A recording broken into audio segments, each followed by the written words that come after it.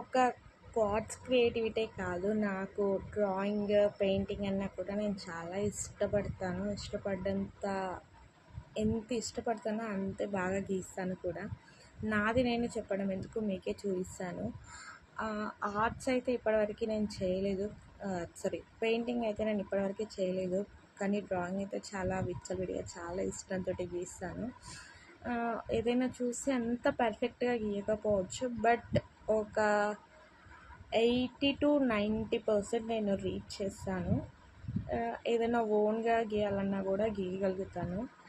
నేనేం గీసాను అనేది మీకు చూపిస్తాను, అప్పుడు మీకు అర్థమవుతుంది నేను ఎంత బాగా డ్రాయింగ్ చేస్తాను అనేది కూడా. ఇప్పటి నుంచి నాలోని టాలెంట్ మొత్తం మీకు చూపిస్తాను, చూడు.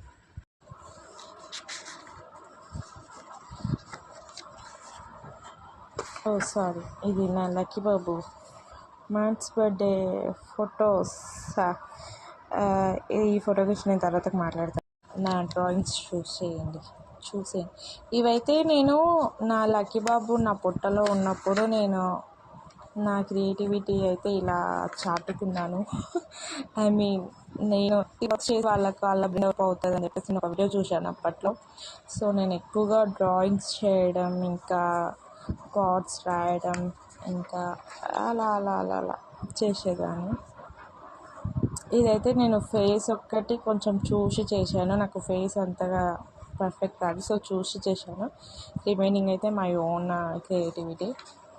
ఇంకా ఇవి కూడా మై ఓన్ క్రియేటివిటీనే. నా లక్కీ బాబు కడుపులో ఉండే కాబట్టి ఇలా చిన్న లెగ్, చిన్న హ్యాండ్ అని చెప్పేసి గీసుకున్నాను.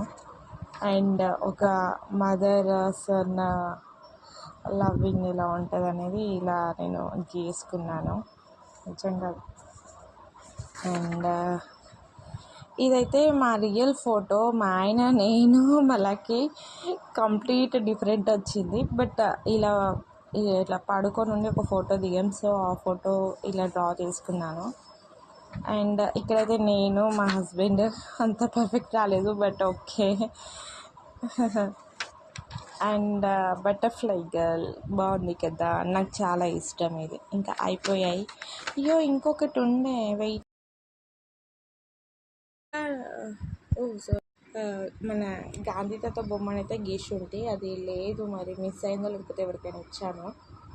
ఇది నా డ్రాయింగ్ టాలెంట్.